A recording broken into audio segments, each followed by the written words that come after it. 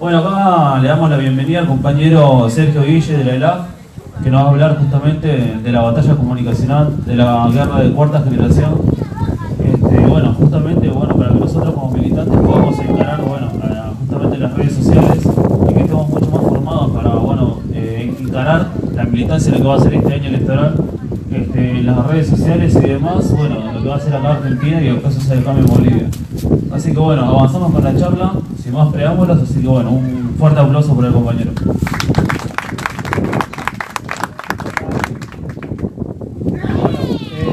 Buenas tardes para todos y todas, es una alegría estar acá junto a ustedes, compañeros y compañeras. Agradecer al compañero Juan Mamaní, a la compañera Janet, que han asistido a una de las clases de la Escuela Latinoamericana de Formación y que nos han invitado aquí a formar parte de este hermoso evento. El tema que vamos a ver hoy es guerra de cuarta generación. Este año estamos haciendo ya el tercer año de la ELAF, ¿sí? Y en el tercer año una de las charlas que damos es guerra de cuarta generación, ¿sí? Así que habiendo hecho las presentaciones y esperemos que esto sea el comienzo de un vínculo más estrecho en lo posible y de mutua colaboración, porque me parece que el proceso boliviano es muy importante para nuestra América. Bien, guerra de cuarta generación, ¿sí? Mao decía que hasta hoy las armas no son más que la extensión de la lanza y el escudo, ¿sí? Esto está en el libro rojo de Mao. Nosotros también tenemos que tener en la guerra de cuarta generación un conocimiento de cuáles son las lanzas y cuáles son los escudos. Lo primero que les voy a decir es que el proceso político del siglo XXI ya no es más algo espontáneo. Yo creo que tenemos que tener una sana paranoia para entender que todo lo que pasa por algo pasa y algo está dirigido. Y por alguien está dirigido y por alguien está bancado, ¿sí? Entonces, la guerra de cuarta generación es un elemento central de cómo se define hoy la política de los pueblos, porque es lo que nos están haciendo todos los días, ¿sí? Y por eso tenemos que conocerla y por eso tenemos que aprender a tener escudos para las lanzas que nos tiran todos los días, ¿sí? Desde la derecha, del fascismo, desde los poderes concentrados. ¿Pasamos, Silvia? La guerra de cuarta generación es una combinación de guerra asimétrica. Guerra asimétrica quiere decir que hay alguien que tiene un poder y alguien que no lo tiene, ¿sí? Guerra de baja intensidad, eso quiere decir que no es una guerra con batallones enfrentándose, sino que son pequeños conflictos diseminados en el territorio y en el tiempo. Terrorismo de Estado, también hay técnicas de terrorismo de Estado en la guerra de cuarta generación. Guerra popular, a veces el fascismo toma las formas de lucha, como por ejemplo los paramilitares colombianos, que son guerrillas pero paramilitares, entonces toma la forma de la guerra popular, ¿no? Terrorismo, contraterrorismo y operaciones encubiertas. La estrategia de combate son irregulares, incorpora acciones de propaganda, desinformación, sobreinformación, manipulación de los medios. Se conserva el combate cuerpo a cuerpo. ¿Dónde está la guerra de cuarta generación? Acá, apunta acá. Entonces hay que estar muy claro acá cómo hacer para poder no entrar en la guerra de cuarta generación. No es fácil, y yo se los digo, pero no quiere decir que yo no entre.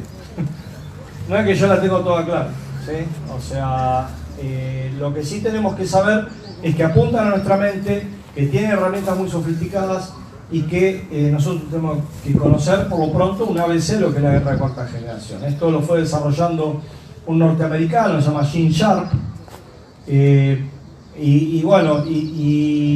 tiene una serie de instituciones donde forman a los cuadros de las ONGs que después vienen a Latinoamérica y generan su versión en los procesos populares, ¿sí? Es una organización que se llama OTPOR, que es de derecha, que tiene ahí por la ex Yugoslavia, tiene su centro, y que forma, por ejemplo, los guarimberos venezolanos. Los guarimbas son tranques de calle, pero con mucha violencia, con asesinatos, con quema de caucho, destruyen árboles, es realmente muy complicado, y los forman allá, en OTPOR, en técnicas de guerra de cuarta generación. ¿Seguimos? La guerra de cuarta generación no se desarrolla en teatros de operaciones visibles. Vos no ves el batallón, ¿sí? No lo ves. No hay frente de batalla con elementos materiales, la guerra se desarrolla en escenarios combinados, sin orden aparente y sin líneas visibles de combate. Los nuevos soldados no usan uniforme y se mimetizan con los civiles. ¿Sí? Vos no tenés un cuartel, tenés una casa que es un centro operacional de operaciones psicológicas. ¿Sí? Y ahí es donde se está haciendo, ya sea una central de una granja de troll para mandar mensajes por vía web, en internet, o ya sea para desarrollar distintas operaciones psicológicas. Ya no usan elementos de acción militar clásica, grandes unidades de combate, tanques, aviones, soldados, frentes, líneas de comunicación, retaguardia, etc. Las bases de planificación militar son sustituidas por pequeños centros de comando y planificación clandestinas, donde se diseñan modernas operaciones tácticas estratégicas, donde, si bien están descentralizados, tienen un mando central. ¿Sí? Y en un momento tienen la posibilidad de actuar todos juntos. ¿Sí? Pero son muy inteligentes en hacer lo que llaman ataque en enjambre. Vos no ves un centro, un núcleo que te dice vamos a dirigir esta acción psicológica o esta operación, sino que es algo que empieza a surgir como de abajo. ¿Sí? Yo creo que la crisis de las autonomías de la media luna es un claro ejemplo de este tipo de operaciones. ¿Seguimos? Las grandes batallas son sustituidas por pequeños conflictos localizados, con violencia social extrema y sin orden aparente de continuidad. Por ejemplo, creo que en el Beni fue donde los pueblos originarios se alzaron por el tema de una carretera, puede ser, ¿dónde fue? Tipis. Tipnis. ¿Dónde es eso? En la región. ¿Dónde? Beni y Cochabamba. Entre Beni y Cochabamba. En el oriente boliviano. Ahí se le encontraron los hilos a la situación, o era un conflicto digamos, puro, o era alguien que estaba moviendo los hilos. Mucha gente salió a defender que no tenemos que tocar la naturaleza, que debemos respetar, pero mientras tanto más adentro están talando árboles, hay algo que está trabajando, pero al pueblo le meten la cabeza de que no tenemos que entrar, no tenemos que abrir camino. Este tipo de operaciones es muy común, o sea, de repente se pone el foco en un tema. En Nicaragua, por ejemplo, fue la quema de la reserva de Indio Maíz. Se quemó una reserva natural. Ortega, dictador, burócrata, etcétera, etcétera. Como eso no dio resultado, después con lo que salieron fue con un incremento muy poquito que se le daba a los trabajadores para poder seguir sosteniendo las jubilaciones, ¿sí? Como se estaban sosteniendo. Pero había ya una planificación de guerra de cuarta generación. Y lo que se aplicó en Nicaragua el año que pasó fue guerra de cuarta generación. Las grandes fuerzas militares son sustituidas por pequeños grupos operativos, unidades de guerra psicológica dotadas de gran movilidad y de tecnología de última generación, cuya función es detonar desenlaces sociales y políticos mediante operaciones de guerra psicológica, para lo cual cuentan con lo que se llama Big Data. ¿Sí? ¿Qué es el Big Data? Nosotros cuando ponemos un me gusta en internet, cuando ponemos expresamos algo en Facebook, hay unos aparatos, unas ultracomputadoras gigantescas con unos programas del carajo que en este momento se llama Prism. Antes había un programa que se llamaba Carnivore, que lo que hace es tener en tiempo real el estado de ánimo de la gente, basado en cinco parámetros psicológicos, que ellos lo definen con un acrónimo que se llama, que es OCEAN. OCEAN es O de openness, apertura a experiencia, C de concienzudez, cuán concienzudo o cabeza fresca sos, E de extraversión, cuánto te das con los demás o sos metido para adentro, A de agradabilidad, N de neuroticismo, cuánta regulación o desregulación emocional tenés. Te ponen esas 5 cajas y te hacen, cuando vienen las épocas electorales, te hacen una propaganda ultra dirigido a tu perfil psicológico. Y con la suficiente información puedes saber de vos más de lo que vos mismo sabés acerca de vos mismo. ¿Sí? Las unidades de guerra psicológica son complementadas por grupos operativos infiltrados en la población civil con la misión de detonar hechos de violencia y conflictos sociales. Las tácticas y estrategias militares son sustituidas por tácticas y estrategias de control social mediante la manipulación informativa y la acción psicológica orientada a direccionar conducta social masiva. Por ejemplo, conflicto del campo acá en Argentina. Uno de los datos fue que el ministro, por ese entonces, que ahora está con Cambiemos, Martín Lustó, puso unos parámetros de impositivos que jodían bastante al pequeño y mediano chacarero. ¿Sí? Al mismo tiempo que los servicios de inteligencia no informaron a Cristina de que se le está armando quilombo en el campo. Al mismo tiempo que salieron unidades operativas que estaban claramente coordinadas. ¿Sí? Ese fue el conflicto del campo. Y le salió dentro de todo bastante bien, aunque realmente hubo una capacidad del gobierno impresionante para semejante avanzada dar la vuelta. ¿Sí? Eso hay que reconocer. Los blancos ya no son físicos, sino psicológicos y sociales. El objetivo no apunta ya a la destrucción de elementos materiales, sino al control del cerebro humano. ¿En qué nos controlan? En que nos sacan voluntad de luchar, nos deprimen, nos angustian, nos irritan, nos dejan en la desesperanza, angustiados, sintiendo que la victoria no va a ser nuestra, sino que va a ser de ellos. ¿Sí? Estos son los objetivos de una planificación de guerra de cuarta generación. Buscan ganarte sin disparar un solo tiro en lo posible. Si lo tienen que disparar, lo disparan. No les quepa la menor duda. Seguimos. Bueno, grandes... bueno, las unidades tácticas de combate ya no disparan balas, sino consignas direccionadas a conseguir el objetivo de control y manipulación de la conducta social masiva. Los tanques, fusiles y aviones son sustituidos por medios de comunicación, que son los ejércitos de cuarta generación. Y las operaciones psicológicas se constituyen en el arma estratégica y operacional dominante. ¿Cuál es la acción psicológica en Argentina? La operación psicológica están tratando de meter hoy a través de sus personeros el tema de el odio entre los argentinos. Fundamental para ellos manipular nuestro odio. ¿Sí? Y yo digo que uno cae al final, termina cayendo esta gente que vota este gobierno. Pero es clave que cuando uno desde este lado fundamenta en contra del otro, también, o sea, el otro no lo toma como un razonamiento lógico y una fundamentación de una posición, sino que entra dentro de una lógica de guerra. Vos sos K, vos estás en contra mío. Sos un cuca, sos un ladrón, sos un delincuente, porque apoyás a una delincuente. ¿Sí? Entonces es fundamental en estos momentos que por sobre todo, y creo que es la bandera que tenemos que tomar del lado del campo nacional y popular, el tema de la unidad entre los argentinos, que no hay argentino de primera y no hay argentino de segunda. Y constantemente están asusando esta cuestión. Piqueteros y kirchneristas hacen una movilización. Y esas palabras tienen la misma significación que la palabra judío en la Alemania nazi. ¿Sí? Y constantemente tratan de que una parte de la población acepte que va a haber argentinos de primera y de segunda.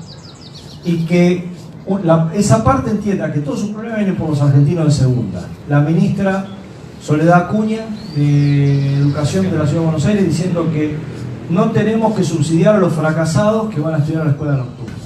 ¿Sí? Es constante. ¿Cuáles son los argentinos de segunda? Los piqueteros, los fracasados, los mapuches, los kirchneristas, los subsidiados, los inmigrantes. Esos son los de segunda. ¿Sí? Y los culpables de todo. Seguimos. Los bombardeos mediáticos no operan sobre tu inteligencia, sino sobre tu psicología. No manipulan tu conciencia, sino tus deseos y temores inconscientes. Todos los días, durante 24 horas, hay un ejército invisible que apunta a tu cabeza. Utilizan información direccionada y manipulada por medio de imágenes y titulares. Los guerreros psicológicos no quieren que usted piense información, sino que usted consuma información. Noticias, títulos, imágenes. ¿Sí? Es decir, no hay un guión coherente. No esperen que le digan, miren, están los kirchneristas que son malos, estamos los macristas que somos buenos. No es explícito nunca. Es como un videoclip de imágenes que te van tirando, te van dividiendo tu conciencia y al final todos se integran en el mensaje que ellos quieren. Por ejemplo, en Netflix aparece una serie que se llama Vikingos. ¿Sí? No sé si alguno de ustedes la vio. Una serie donde los vikingos destrozan gente, la destrozan a hachazos, vienen al asalto, ¿sí? Dominan, etcétera, etcétera. Después te puede gustar Rápido y Furioso, después te puede gustar, qué sé yo, el reggaetón. Bueno, todos esos gustos y mensajes se unen después en los momentos en que necesitan concretar un resultado electoral, se unen en un discurso que va delineado a determinado candidato de derecha. ¿Se entiende? O sea, no es algo, no esperen ver una lanza que se les aproxima, sino como que es una guerra de confusión, donde vos terminás no entendiendo nada y terminás haciendo lo que ellos quieren, ¿sí? Sí. Como usando una metáfora, en Navidad al pavo te regalaban vivo y vos le llevabas a casa, decían que tenían que darle bebida para poder ablandar, creo. O sea que nos van ablandando como en un rompecabezas, una piecita en enero, otra piecita en marzo, otra piecita en septiembre, y cuando llega octubre todas esas piezas se arman y ellos dan ese mensaje directo a ese mensaje. O sea que van ablandando. Arman su mensaje y nos desarman a nosotros, ¿sí? Por eso, ¿qué es lo que nos desarma? Nuestra capacidad de razonar, ¿sí? Por eso tenemos que sostener nuestra capacidad de razonar aún en condiciones adversas. En esta asimetría de poder, donde ellos tienen todo el poder mediático y nosotros no, tenemos que tener la capacidad de utilizar las técnicas de guerrilla comunicacional. ¿Qué significa eso?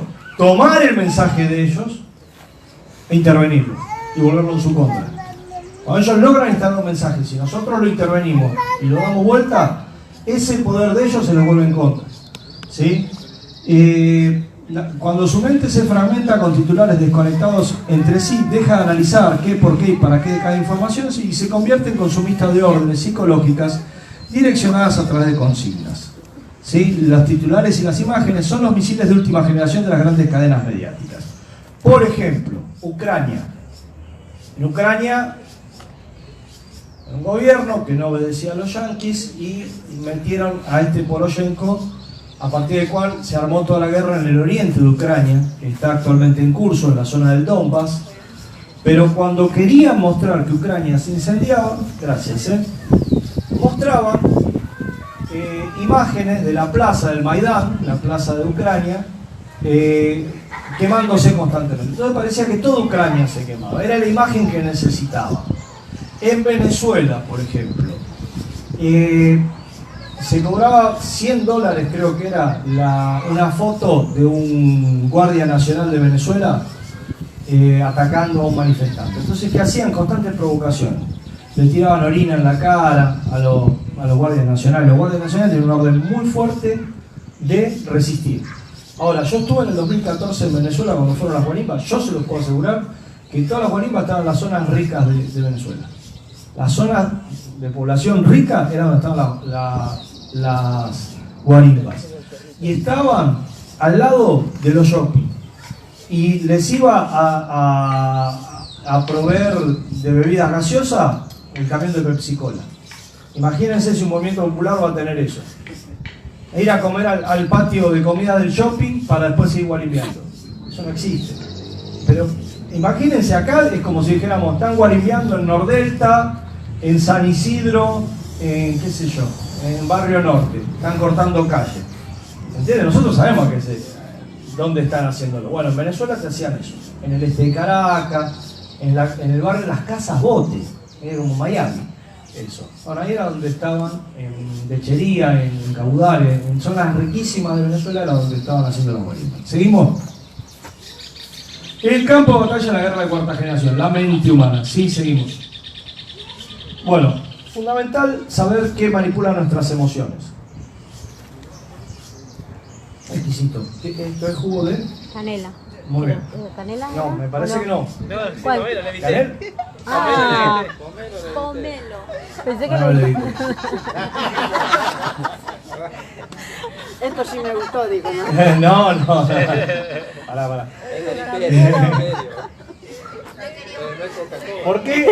¿Por qué manejan nuestras emociones? Porque el razonamiento es mucho más difícil y porque razonamos base a nuestras emociones.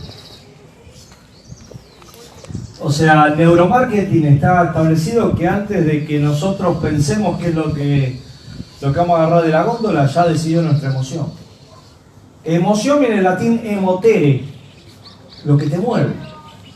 Sí. No, pensando, ¿no? Porque me parece que te programan desde chico. Cuando vos vas al supermercado, a la góndola, los dulces, ¿a qué altura están? Están a la altura de los nenes. Y justamente lo que quieren es activar todo el tiempo la emoción. O sea, que el pibe no razone si puede o no, o si consume demasiado dulce le va a hacer mal. Sino que los colores, el azúcar, todo eso, el pibe que quiere, se revuelca, se estira todo hasta que logra, porque aparte te lo ponen al lado de la caja. Entonces vos tenés que estar en la caja y el pibe te va a estar volviéndote loco. Entonces ya me parece que te programan desde chico a consumir, pero al mismo tiempo, digamos, a que vos respondas a las emociones y no al razonamiento.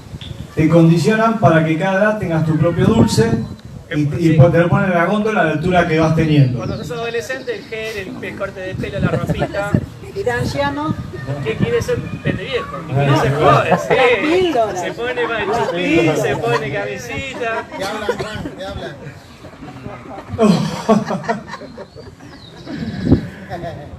Reacciones, las emociones son reacciones fisiológicas que establecen nuestra posición en relación a nuestro entorno. ¿Cómo es nuestro entorno? ¿Amigable?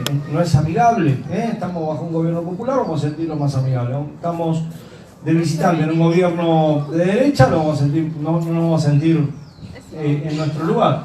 Alistan respuestas comportamentales, modulan la toma de decisiones, las emociones, ¿no? Nos hacen decidir, vamos para acá o vamos para allá.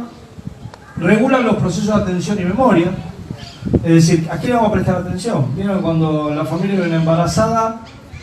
La vista se dirige a las embarazadas, ¿sí? Entonces es como que uno tiene la emoción que está viviendo en el momento, le dirige la atención, ¿sí? Facilita las relaciones interpersonales, aunque también pueden herir, ¿sí? Estos son los elementos que conforman las funciones de la emoción. Esto lo saben mejor ellos que nosotros y por eso trabajan sobre ello, sobre las emociones, ¿sí? Aparecen cuando el individuo pone atención sobre situaciones relevantes a sus objetivos. Si esta charla es importante, a ustedes les va a despertar emociones, de acuerdo a los objetivos. ¿Sí? Y involucran al cuerpo entero. Las emociones las sentimos en el cuerpo, perturban en el cuerpo, movilizan en el cuerpo, en algún lugar. ¿Sí? Y los cambios que nos provocan las emociones no son obligatorios, depende de cómo nos la tomemos. ¿Sí? Adelante.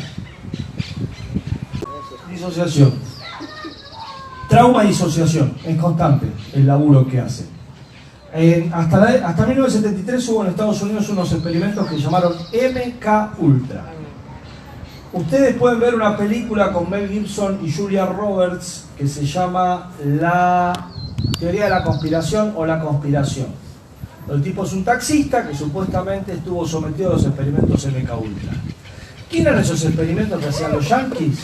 Agarraban a pibes de orfanatos o a chicas de los psiquiátricos y les daban tortura y LSD, tortura y LSD, tortura y LSD, para generar disociación. Entonces se supone que una de las hipótesis es que a Chapman, el que mató a Lennon, estuvo sometido a este tratamiento. Entonces después, con la personalidad disociada, se dio cuenta de que la persona podía ser más fácilmente conducida. Entonces lo que busca constantemente es disociarnos a través del trauma, perdiste el trabajo, no llegas a fin de mes, te tratan como una mierda, y la disociación a través de las drogas, el consumismo, el boludeo, ¿sí? Y este es el mecanismo con el cual destruyen la personalidad y la reconstituyen de acuerdo a las necesidades del capitalismo. Entonces, ¿qué es la disociación? En Venezuela le dicen disociados a la derecha, porque en realidad son gente que ven su realidad a través de la televisión, no a través de lo que pasa alrededor. Por ejemplo, Bolivia está creciendo a tasas casi chinas. ¿Se puede decir tasas chinas? Sí. Pero la gente decía, no, la política es una porquería, lo que pasa es que los medios de comunicación disocian a la persona de su realidad y la ponen en otra realidad, donde está todo mal. ¿Sí? Seguimos. Por eso, ¿se acuerdan? Bruce Banner y el Increíble Hulk era un ejemplo claro de disociación. Seguimos. Armamento de la guerra de cuarta generación. Seguimos. La infantería de la guerra de cuarta generación son los rumores, los trolls, los taxistas. Vieron que generalmente tienen ideología de derecha y que nos dicen cosas terribles. Lo que tenemos que entender es que mucho de esto no es no es casual que muchas veces los servicios de inteligencia y las fuerzas de seguridad meten a sus jubilados o a sus activos en los taxis. Esto no, o sea, ¿para qué? Para hablar, para sacarte la conversación de derecha ahí con Babi Checopar en la radio, ¿sí? O sea, y para hacerte creer que en realidad esto es lo que piensa toda la gente. Y por supuesto, como uno trata de la inteligencia que está rondando, mirando, ¿sí? Analizando y viendo lo que pasa en la calle, y teniendo 24 horas un ojo en la calle. Pero es muy común, digo, no quiero decir que todos los taxistas sean de derecha, no quiero decir que todos los taxistas sean policías, pero sí que las Fuerzas Armadas y de Seguridad tienen tipos que van de taxista. Vos ves un taxista, no ves un milico, ¿sí? Y que está cumpliendo una función política ideológica, ¿sí? Entrenado en la escuela de inteligencia, con todos los chichos, ¿sí? Seguimos. La artillería, Clarín, TN, ahí está La Nata, ¿sí? La Nación. Esta es la artillería, este es otro nivel de combate, ¿sí? Otro nivel de capacidades combativas. Por eso nosotros también tenemos que pensar todos los niveles de capacidades combativas que tenemos que armar del lado del pueblo para estar a la altura de la guerra de cuarta generación. Nosotros nos estamos planteando de aquí a unos años poder hacer una escuela residencial para poder conformar los cuadros con el nivel de formación que requiere la actual guerra de cuarta generación, ¿sí? Pero es un elemento. Necesitamos diarios, necesitamos tener una cantidad de cosas. Entre ellos, la artillería, son los diarios y los grandes multimedios, las radios, etcétera, etcétera. ¿Seguimos? Los misiles estratégicos. Los misiles estratégicos son armas estratégicas, ¿sí? Son las que llegan a todo el mundo, ¿sí? Y ahí tenemos Hollywood. Las películas también van conformando, ¿sí? Cuando nosotros hablamos con alguien y ese alguien lo vemos tosudo y lo vemos defendiendo un gobierno neoliberal como este que nos está destruyendo, porque tiene todo esto detrás. El tipo se identificó con todo esto. Yo soy como Hugh Grant, yo soy como Rambo, yo soy como el Rey León, qué sé yo, lo que sea. Ya el Rey León te baja línea, ¿sí? Fíjense que las hienas viven en un país que está oscuro, donde están todos los huesos de los elefantes y hablan en mexicano la hiena. ¿Se dieron cuenta de eso? Entonces después, con Scar, que es el único león de pelo negro, se juntan y derrocan a los reyes leones, que son reyes y a su vez se comen a las cebras, que las cebras los saludan al rey, pero después el rey se está comiendo a la cebra, el ciclo sin fin. Resulta que después, entonces las hienas toman el poder en la selva y está todo oscuro y está todo terrible, ¿sí? Hasta que vuelven los leones norteamericanos, rubios, y la selva vuelve al ciclo sin fin. Es terrible. Es terrible lo que plantea en términos de racismo, de fascismo, de todo eso. Pero, digamos, lo mamamos desde chiquitito, ¿sí? Como esquema mental. Vuelvan a verlo y van a ver que están todos los elementos. Las bases fortificadas, ya sea la iglesia, los tanques de pensamiento, Pentágono, universidades. Todo esto es lo que nosotros tenemos que desarrollar desde el lado del pueblo. Nuevas instituciones, la nueva religiosidad también, ¿por qué no? ¿Por qué no? O sea, nosotros tenemos que desplegar todo un sistema de estructuras para llegar al punto final, que es la convicción de un compañero o una compañera, ¿sí? Y sin eso siempre nos van a vencer, ¿sí? O nos van a tener por lo menos raya, ¿sí? Seguimos. Herramientas en la guerra de cuarta generación. Astroturfing. Bueno, Astroturfing es la creación o computación de movimientos aparentemente populares para implantar un contenido ideológico específico y direccionado a un contenido político interesado. Por ejemplo, no me cabe la menor duda de que el conflicto de las autonomías fue Astroturfing. ¿Por qué se dice Astroturfing? Porque AstroTurf es una marca de césped sintético que hay en Estados Unidos. Entonces, cuando vos decís que un movimiento en Estados Unidos, cuando decís que un movimiento popular tiene raíz, decís que tiene raíz de...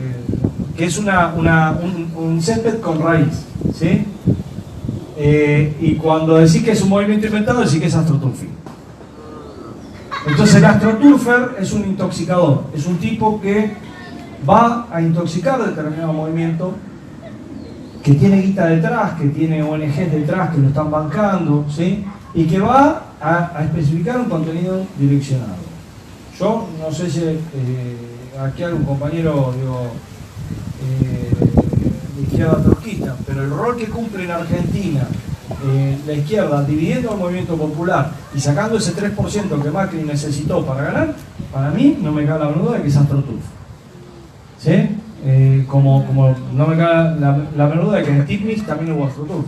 Ahí hubo, digamos, movimiento implantado donde vos tenés siempre un comando de cuarta generación laburando detrás. ¿Sí? Seguimos. Demonización.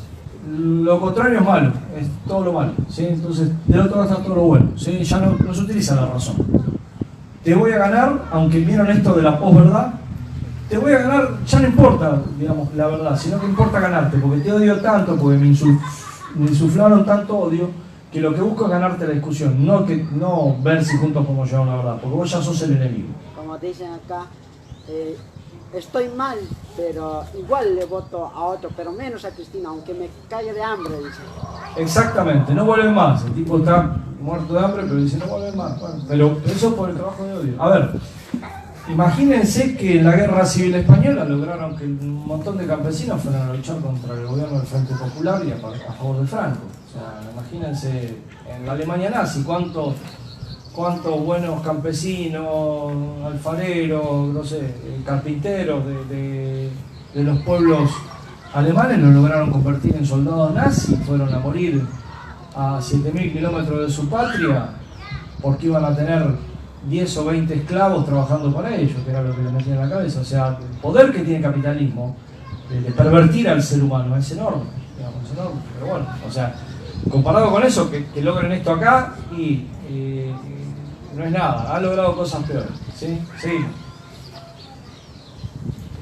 Las técnicas, se utiliza el eufemismo, las lindas palabras, ¿sí? Bueno, lo que vamos a hacer es un proceso de reestructuración del Estado. Y no, van a dejar a un montón de gente en la calle. Reestructurar está bueno, modernizar está bueno.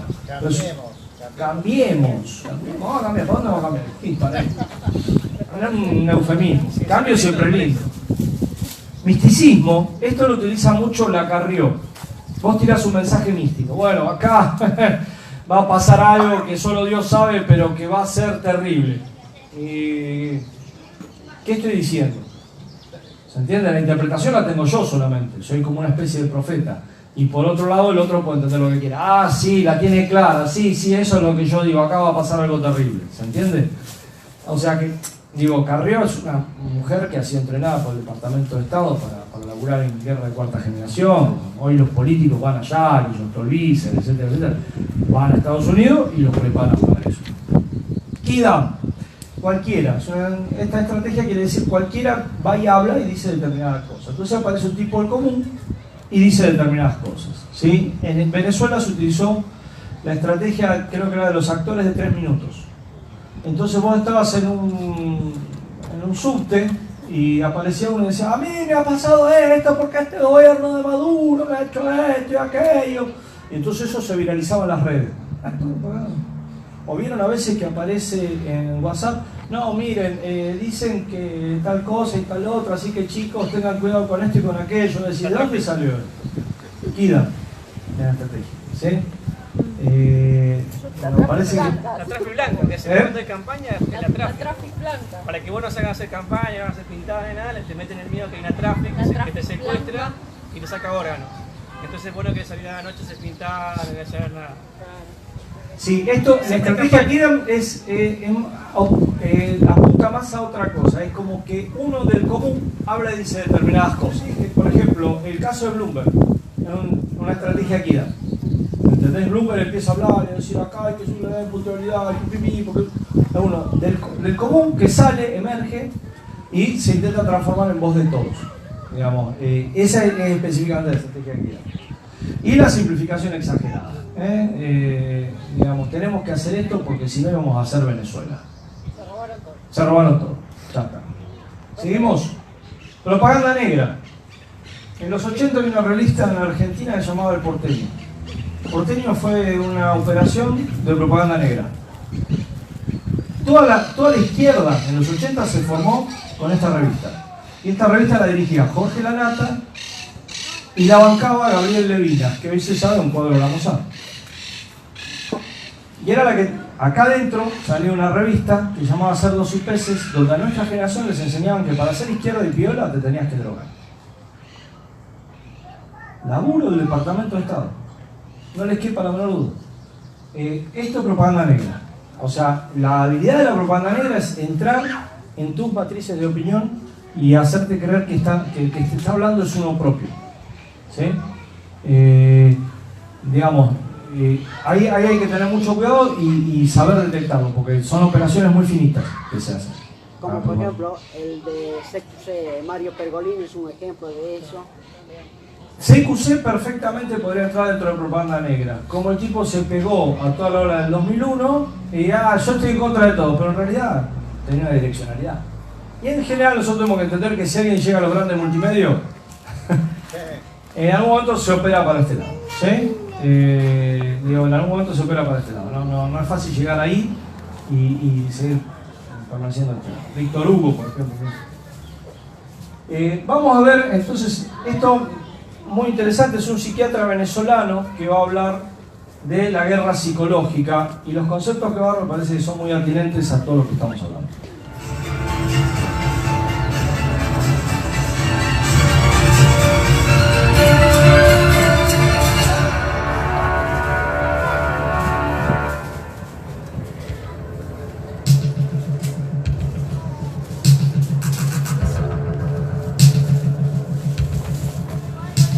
No puede haber un imperio sin súbditos, y si los súbditos se le comienzan a alzar, el imperio se tambalea, y eso es lo que yo creo que está ocurriendo. Yo sí creo que es una amenaza, y por supuesto no es una amenaza ni militar ni económica, pero es una amenaza en el sentido de que a raíz del proceso venezolano, América Latina fue cambiando.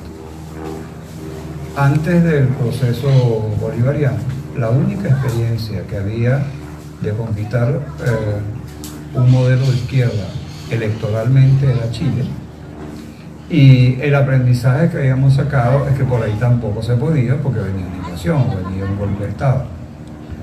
Chávez demostró que sí era posible, y América Latina pasa de gobiernos neoliberales de la década del 90 a modelos progresistas en la época del 2000. Y eso para los Estados Unidos significa un riesgo. Y Estados Unidos sabe que a la cabeza de todo este proceso está Venezuela.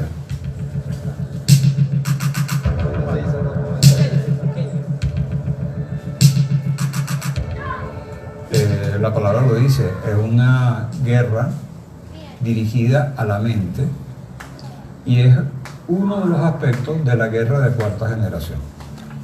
La guerra de cuarta generación, de la que tanto he hablado, tiene varios elementos.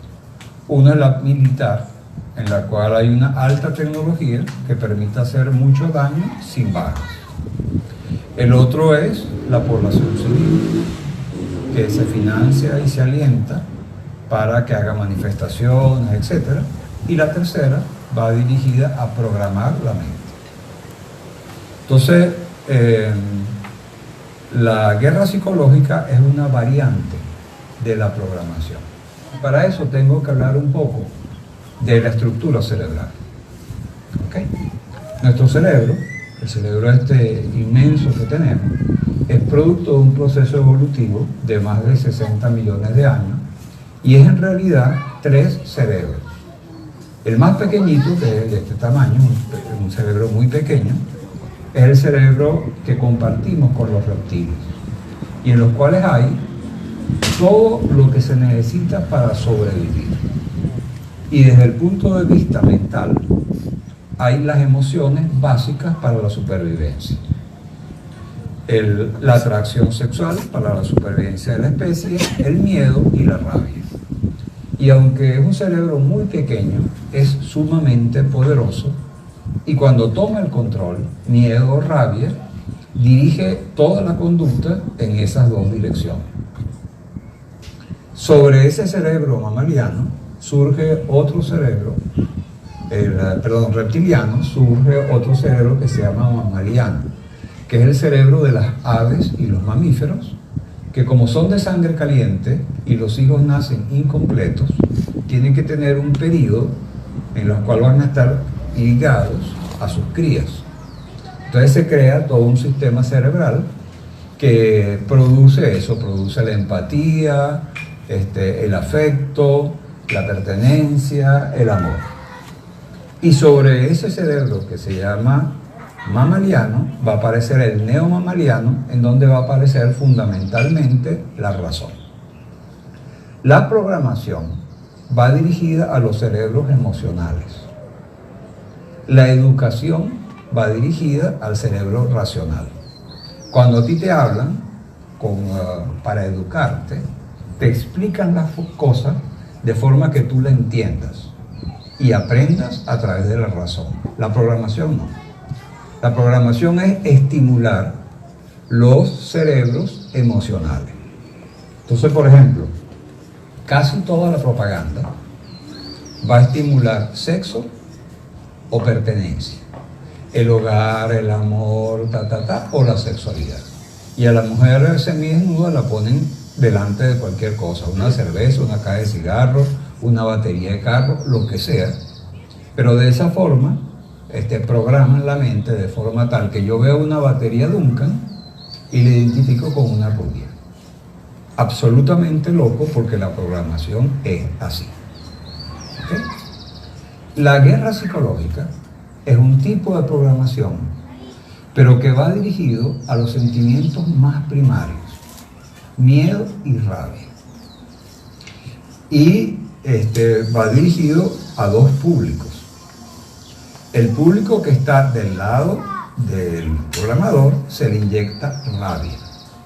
Por ejemplo, los Estados Unidos, con todo su mecanismo sobre la población opositora en Venezuela, hace toda una serie de mecanismos que después voy a así anunciarlos muy brevemente, para inducirlo a la rabia. En cambio, a la parte chavista va a inducir miedo y desesperanza. Entonces, si tú a una parte del ejército le das rabia y a la otra parte le das miedo, la parte del ejército que tiene rabia tiene más fuerza. Entonces, toda la guerra psicológica va dirigido a eso. A los que están de mi lado, darle rabia, ira, indignación, y al otro lado, temor, duda, desconfianza, etc. Entonces, ¿desconfianza en qué? En muchísimos matices. Desconfianza en el gobierno, desconfianza en la economía, desconfianza en el país. ¿Rabia a qué? Rabia al gobierno, rabia al comunismo, rabia al socialismo. Entonces, el asunto va dirigido de esa forma. En todo este proceso, la propaganda de guerra evita la parte racional, no explica la forma racional, incluso es irracional. Pero si yo no activo la parte racional, entonces activo la otra, me da miedo. Uy, ¿qué está haciendo el gobierno? Me da miedo que este gobierno nos meta en este lío. Entonces, toda propaganda de guerra, guerra psicológica, tiene por objeto eliminar el pensamiento racional y activar el cerebro reptiliano, rabia y miedo. La parte racional del cerebro está acá, los prefrontales. Con esto razonamos, ¿sí? En el cerebro medio, adentro del cerebro, hay toda una parte que es donde están los mecanismos de defensa: ataque, fuga, rabia, miedo, parálisis, o sea, congelamiento. Son todos mecanismos de defensa cuando vemos una amenaza. Lo que constantemente están tratando de meternos en el medio es que hay una amenaza contra la cual tenemos que unirnos, ¿sí? Y seguir al gobierno. Esta es la forma de dirigir de la derecha. Por lo tanto, lo que tratan de hacer es que nosotros entremos en la guerra de perros, ¿sí? Como ellos tienen a la OTAN detrás, una vez que entramos en la guerra de perros, ganaron, ¿sí? Y lo que nosotros tenemos que hacer es tratar de mantener nuestra estabilidad emocional constantemente y responder serenamente, sin atacar cuando somos atacados. Porque lo que buscan ellos es eso, fomentar el ataque cada vez en escala mayor, ¿sí? O sea, la escalada bélica dentro del pueblo. Vamos a pasar adelante y ya vamos a ir cerrando. Lo que va a decir entonces más adelante el manejo rabia-miedo, el rumor del cual ya hablamos, la afirmación enfática, esto es así y punto. La única salida es Macri, ya está, afirmación enfática. Minimización, magnificación, ¿sí? Minimizamos nuestros errores o nuestras bestialidades, magnificamos los errores del otro. Guerra cultural, ¿sí? Lo que ustedes están haciendo es resistiendo la guerra cultural, que están imponiendo para tratar de colonizar. Guerra a las drogas, ¿sí? El tema del consumo de sustancias es un desestructurante muy importante en las organizaciones populares. Una organización muy importante que hubo en Estados Unidos, los Pantera Negra, que fueron muy aguerridos y muy organizados, los destruyeron. Hoover, el del FBI, los destruyó metiéndoles droga. Y lo dicen, está grabado la vez que Hoover dice. Guerra de cooperación internacional, lo que están haciendo ahora con el grupo de Lima contra Venezuela. Guerra de contrabando, también se la hacen a Venezuela. ¿En Bolivia está habiendo guerra de contrabando o no? NAFTA. Guerra tecnológica, guerra ambiental, destruyendo los recursos ambientales, guerra financiera y guerra de leyes internacionales, ¿sí?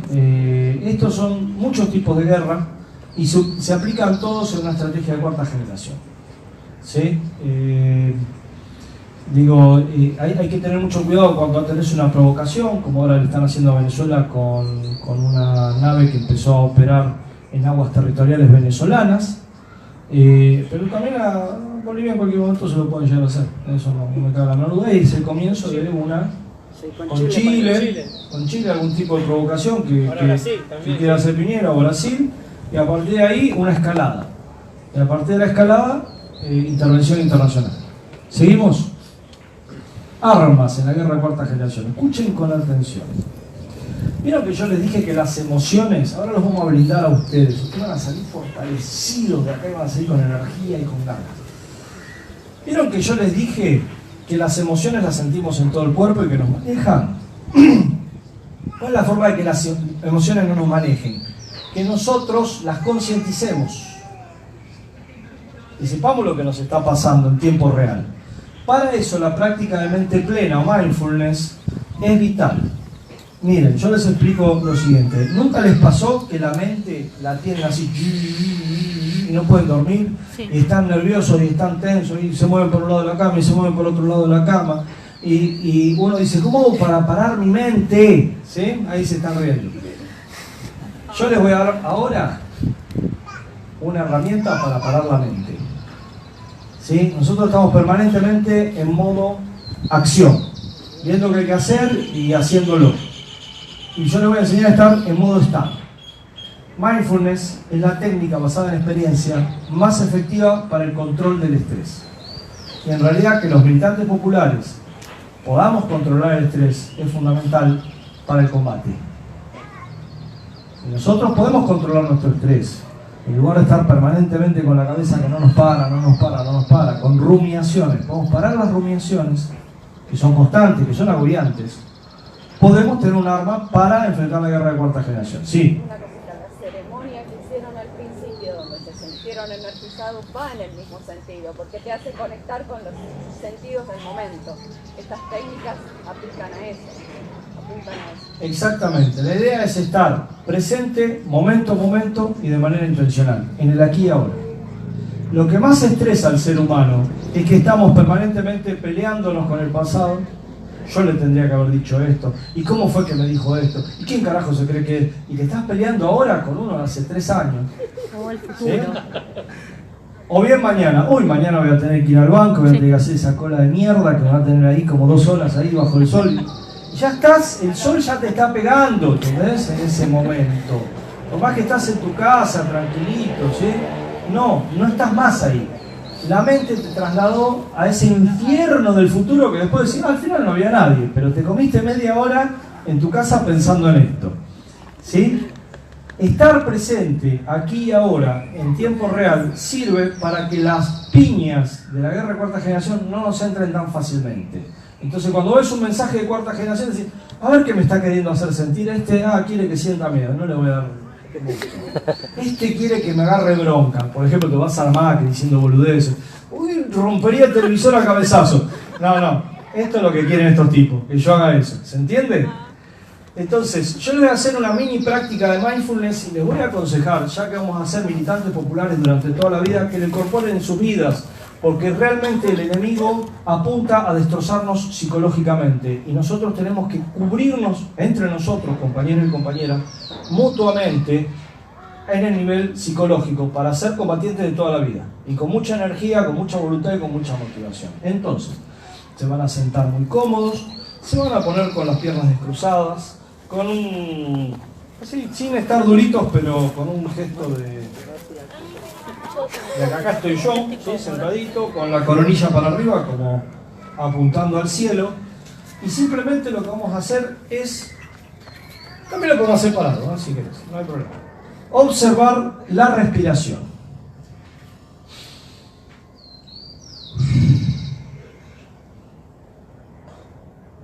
Nos dormimos, no hay problema.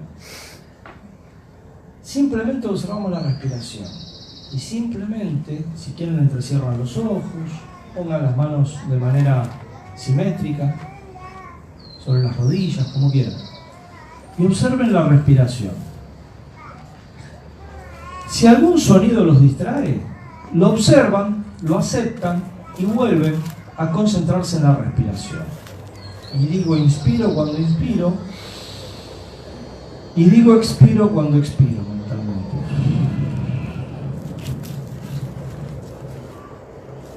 Si me acompañan,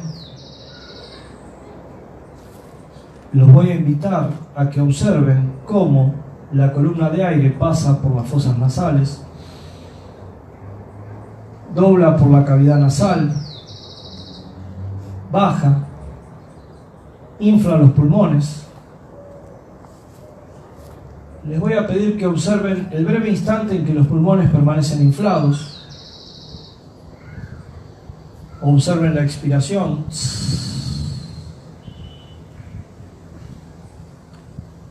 Y el breve instante en que los pulmones permanecen desinflados. Si algún sonido, si algún pensamiento me saca de mi eje en la respiración, lo acepto y con mente plena vuelvo una y otra vez a conectarme con la respiración. Los invito a observar entonces los 4 tiempos de la respiración, diciendo cuando inspiro 1, 2, 3,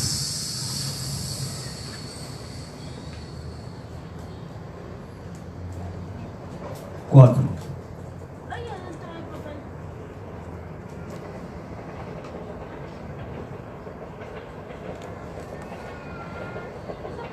Si observan la respiración, pueden tornar su atención ahora hacia el diafragma, el músculo que está debajo de los pulmones, y vean cómo sube el diafragma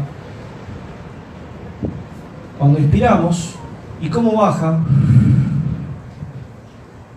cuando expiramos.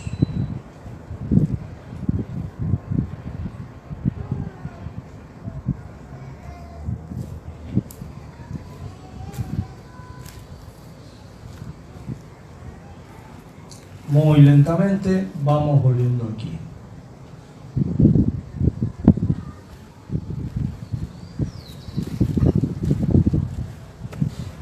¿Notan alguna diferencia? ¿Qué diferencia hay? Ahora, ¿cómo notan su conciencia? Descanso. Hacés 5 minutos de mindfulness como si hubieras dormido media hora. ¿Qué más? Tranquilo. A veces lo que nos pasa es que nos volvemos más perceptivos, como que nos damos cuenta más del entorno. Como que dejamos estar en nuestra cabeza y podemos sentir el viento, el pajarito. Esto es fundamental para la guerra de cuarta generación, porque no te sacan de tu eje, que es lo que buscan constantemente. Practíquenlo, en YouTube tienen un montón de meditaciones mindfulness, yo se los recomiendo porque es parte integral de la lucha de cuarta generación, poder mantener una estabilidad emocional. Seguimos. ¿Qué es lo que no hay que hacer en la guerra de cuarta generación? Viralizar mensajes del enemigo sin intervenir. Esto es lo que pasa constantemente en Resistiendo con Aguante. Terrible. Todos los errores de la guerra de cuarta generación se hacen en el Facebook de Resistiendo con Aguante. Entregarse a la desmoralización.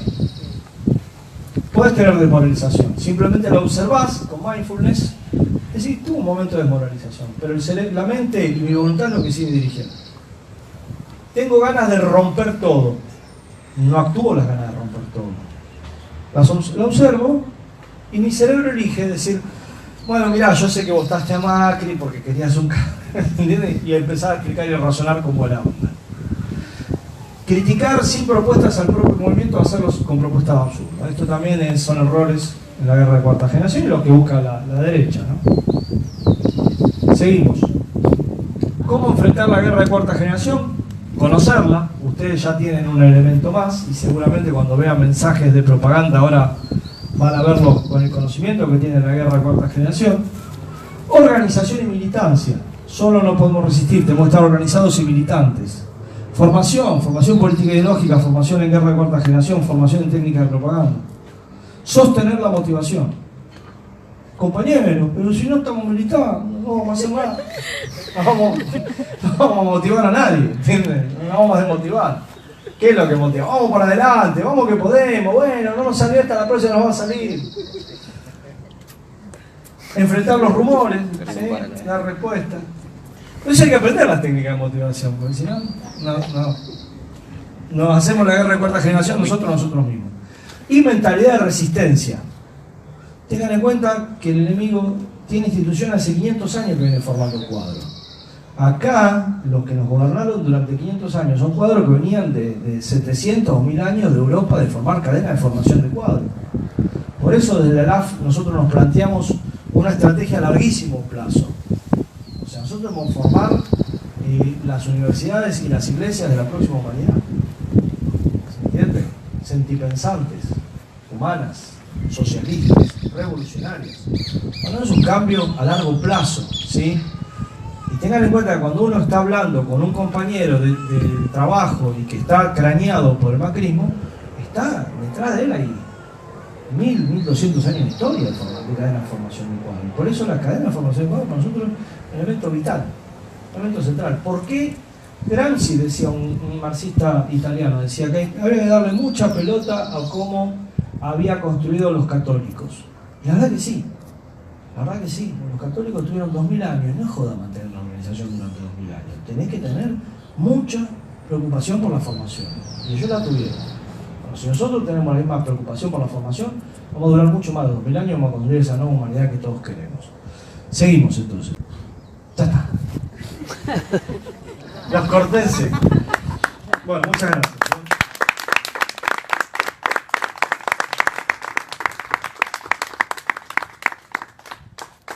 Bueno, gracias Sergio. Le brindamos otra vez un fuerte aplauso a Sergio.